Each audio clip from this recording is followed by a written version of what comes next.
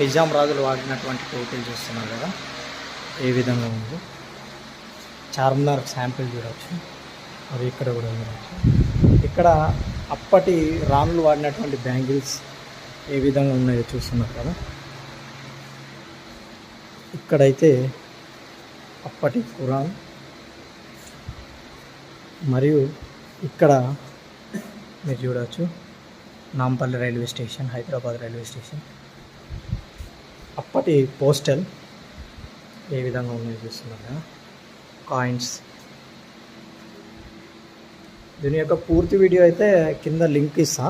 మరియు అప్పటి సోలా, పావు షేర్, అర్ధ షేర్లు, డైమండ్స్ యొక్క నమూనా.